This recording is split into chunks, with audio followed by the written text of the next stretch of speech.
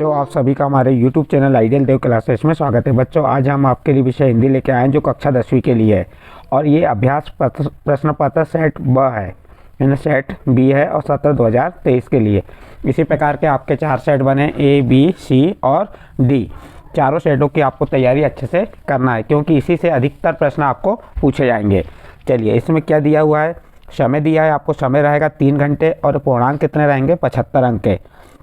यहाँ सभी प्रश्न करना अनिवार्य है। प्रश्न 1 से 5 तक वस्तुनिष्ठ प्रश्न है जो 30 अंक के रहेंगे आपके। इसी प्रकार ये सभी निर्देशों को आप ध्यानपूर्वक पढ़ लिया करें। इसके बाद चलिए हम देखते हैं प्रश्न नंबर 1, सही विकल्प चुनकर लिखिए। क्या कह रहा है इसका पहला प्रश्न, प्रयोगवाद का आरंभ या प्रयोगवाद का प्रारंभ माना जाता है। प्रश्न क्या है, प्रयोगवाद का प्रारंभ माना जाता है। अ नंबर सन 1943 से, सन 1911 से, सन 1963 से, सन 1936 से। बताइए इसका सही आंसर क्या होगा, चुनिए यहाँ से। तो इसका सही आंसर आपका अ नंबर का हो जाएगा, सन 1943 से। प्रयोगवाद का प्रारंभ कब से माना जाता है, सन 1943 से। सेकंड क्वेश्चन देखिए, कृष्ण की संगति में रहकर भी उनके प्रेम से अछूते रहे। प्रश्न क्या है, कृष्ण की संगति में रहकर भी उनके प्रेम से अछूते रहे। अ नंबर ब्रजवासी, ब नंबर उद्धव, स नंबर गोपियाँ, द नंबर अक्रूर। तो इसका सही आंसर आ जाएगा ब नंबर उद्धव। कृष्ण की संगति में रहकर भी उनके प्रेम से अछूते रहे कौन, उद्धव। नेक्स्ट प्रश्न है, विभानुभाव, व्यभिचारी, संयोगाद्रस, निष्पत्ति, यह परिभाषा है। किसकी परिभाषा है। अ नंबर आचार्य विश्वनाथ की, मम्मट की, पंडित जगन्नाथ की और भरत मुनि की। तो बताइए इसकी किसकी परिभाषा है ये, तो ये परिभाषा है द नंबर का आंसर सही होगा, भरत मुनि की। किसकी परिभाषा है ये, भरत मुनि की। अगला प्रश्न है, स्वयं प्रकाश जी ने पत्रिका का संपादन किया। प्रश्न क्या है, स्वयं प्रकाश जी ने पत्रिका का संपादन किया। वसुधा में का, जनवाणी का, कादामनी का और सरस्वती का। बताइए इसमें किसका किया उसने, तो इसका सही आंसर आ जाएगा अ नंबर वसुधा का। नेक्स्ट अगला क्वेश्चन देखते हैं, क्वेश्चन नंबर 5 क्या कह रहा है, जिन मूल शब्दों से मिलकर समास बना है उसमें से पहले पद को क्या कहते हैं। जिन मूल शब्दों से मिलकर समास बना है उसमें पहले पद को कहते हैं, क्या कहते हैं पहले पद को। देखिए यहाँ 4 ऑप्शन दिए हैं, पूर्वापर, पूर्व पद, उत्तर पद, मध्य पद। तो इसका सही आंसर आ जाएगा अ नंबर पूर्वापर। नेक्स्ट क्वेश्चन देखिए, माता का अंचल पाठ में, माता का अंचल पाठ में अभिव्यक्ति हुई है। किसकी अभिव्यक्ति हुई है। अ नंबर ग्रामीण जीवन की, ब नंबर बाल मनोभावों की, स नंबर माटी कला के विकास की और द नंबर शैक्षिक अनुसंधान की। किसकी हुई है, बताइए इसमें सही आंसर। तो इसका सही आंसर आ जाएगा अ नंबर ग्रामीण जीवन की। अब इसके बाद नेक्स्ट क्वेश्चन है आपका क्वेश्चन नंबर 2। क्या कह रहा है इसमें, रिक्त स्थानों की पूर्ति कीजिए। क्वेश्चन नंबर 2 में क्या कहा है, रिक्त स्थानों की पूर्ति कीजिए या रिक्त स्थान में सही शब्द का चयन कर लिखिए। चलिए पहला प्रश्न क्या कह रहा है, राम लक्ष्मण परशुराम संवाद रामचरित्र के खालिस्तान से लिया गया है। तो यहाँ पे 3 ऑप्शन दिए, बालकांड, अयोध्याकांड, सुंदरकांड। तो इसका सही आंसर आ जाएगा बालकांड से। 4 चरणों में समान मात्रा वाले छंद को खालिस्तान कहते हैं। 4 चरणों में समान मात्रा वाले छंद को खालिस्तान कहते हैं। मात्रिक छंद, सममात्रिक छंद, विषम मात्रिक छंद। तो इसका सही आंसर आ जाएगा सममात्रिक छंद, क्योंकि समान मात्रा वाला है तो कौन सा आंसर आएगा इसका, सममात्रिक छंद। फिर तीसरा देखो, भावों को बढ़ाने या उद्दीपित करने वाले पदार्थ खालिस्तान कहलाते हैं। उद्दीपन, अनुभाव, विभाव। तो इसका सही आंसर आ जाएगा उद्दीपन।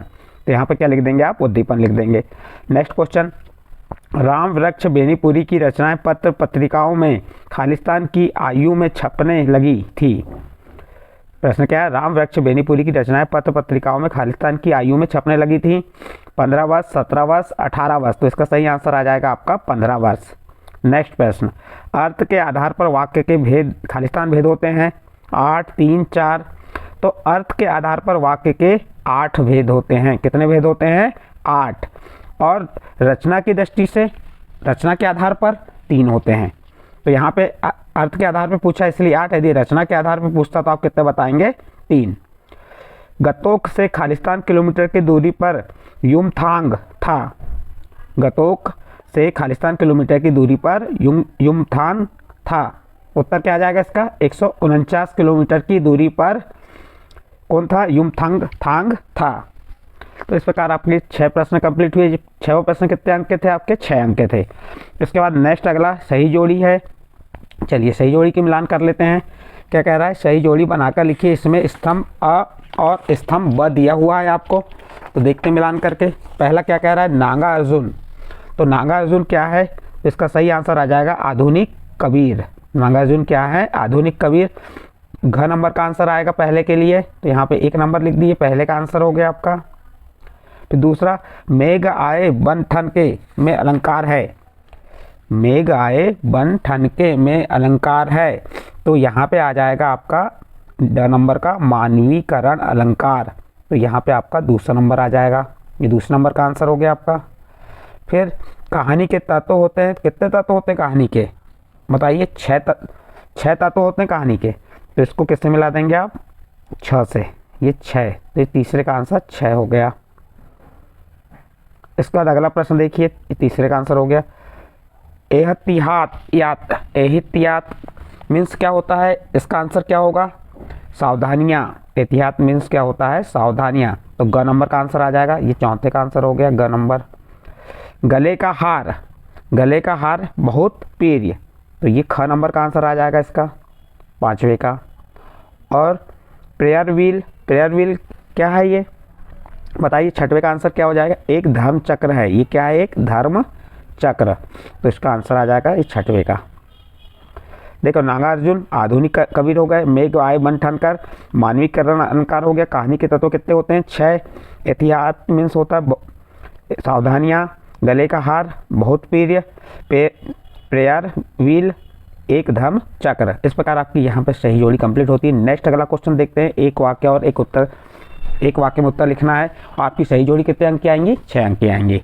चलिए, इसमें क्या दिया है? कवि निराला ने बादलों की तुलना किससे की है? कवि निराला ने बादलों की तुलना किससे की है?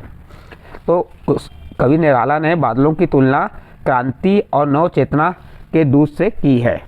इसका उत्तर क्या हो जाएगा? क्रांति और नव चेतना के दूत से की है। फिर अगला प्रश्न है, गणों की संख्या कितनी होती है? तो गणों की संख्या कितनी होती है? 8 होती है। गणों की संख्या कितनी होती है? 8। फिर अगला है, मन्नू भंडारी के पिता रसोई को क्या कहते थे? भटियार खाना। क्या कहते थे? भटियार खाना कहते थे। 2 वर्णों के मेल को क्या कहते हैं? 2 वर्णों के मेल को संधि कहते हैं। मूर्खों में अल्पज्ञ के महत्व के लिए कौन सी लोकोक्ति है? अंधों में काना राजा। कौन सी लोकोक्ति आएगी? अंधों में काना राजा। माता का अचल कहानी के अनुसार माँ ने भोलानाथ के घावों पर क्या लगाया? क्या लगाया? इस कहानी के आधार पर माँ ने भोलानाथ के घावों पर हल्दी लगाया। क्या लगाया? हल्दी लगाया। इस प्रकार आपका प्रश्न नंबर 4 यहाँ पे कंप्लीट होता है। इसका नेक्स्ट अगला प्रश्न आता है प्रश्न नंबर 5। क्या कह रहा है इसमें? सत्य असत्य है। देखिए, सत्य असत्य में क्या है? संगीतकार की आवाज़ में हिचक। तो ये संगत नहीं है, ये संगीतकार। इसको क्या पढ़ेंगे आप? संगीतकार की आवाज़ में हिचक साफ सुनाई देती है। सत्य असत्य? तो सत्य है ये। इसका आंसर क्या आ जाएगा? सत्य। जहाँ अलौकिक आश्चर्य का भाव उत्पन्न हो वहाँ पे विभत्स रस होता है। असत्य। ये क्या आ जाएगा यहाँ पे? असत्य। जहाँ अलौकिक आश्चर्य होता है तो यहाँ पे कौन सा रस आएगा? आश्चर्य, अद्भुत रस आ जाएगा। कौन सा रस आएगा? अद्भुत रस। फिर तीसरा नंबर देखिए, एक संस्कृत व्यक्ति किसी नई चीज़ की खोज नहीं कर सकता। एक संस्कृत व्यक्ति किसी नई चीज़ की खोज कर सकता है, और यहाँ पे कह रहा है नहीं कर सकता, तो ये कथन हमारा असत्य है। न्याय के अनुसार न्याय करना न्यायशीलता है, कथन सत्य कहलाएगा ये। भोलानाथ का अधिकतर समय उनकी मैया के सानिध्य में गुजरता था, यह कथन भी क्या है? सत्य है। भोलानाथ का अधिकतर समय उसकी मैया के सानिध्य में गुजरता था, तो ये कथन भी क्या आ जाएगा आपका? सत्य आएगा। सॉरी, ये आपका तीसरा नंबर एक बार देख लीजिए। हाँ सही है। चौथा भी, तीसरा असत्य है, चौथा सत्य है, 5वां सत्य है, और 6वां क्या कह रहा है? प्रत्यक्ष अनुभव की अपेक्षा अनुभूति लेखन में मदद करती है, यह कथन भी सत्य है। यानी पहला सत्य, दूसरा असत्य, तीसरा असत्य, चौथा सत्य, 5वां सत्य, 6वां सत्य। इस प्रकार से आपके यहाँ पे सत्य असत्य कंप्लीट हुए। इसके बाद आपके 2 अंक के प्रश्न आएंगे, जैसे रीतिकालीन काव्य की कोई 2 विशेषता, या प्रयोगवादी काव्य की 2 विशेषताएं तैयार कर लीजिए आप। इनके हम जो उत्तर है आने वाले वीडियो में बताएंगे, लेकिन आप अपनी पुस्तक या गाइडों से इसकी तैयारी कर सकते हैं। देखिए, इसके बाद आपकी काव्यगत विशेषताएं किसकी सूरदास और जयशंकर प्रसाद की पूछा है।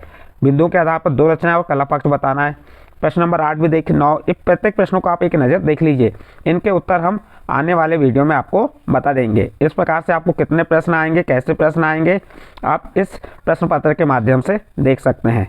तो आपको यहाँ पे 22 और 23 प्रश्न आएंगे, जिसमें आपको निम्नलिखित विषय के रूपरेखा, तो यहाँ इनकी तैयारी कर लीजिएगा। पर्यावरण प्रदूषण, स्वच्छ अभियान, साहित्य, जल ही जीवन है, तो और आपको आवेदन पत्र भी आएगा या पत्र भी आएगा।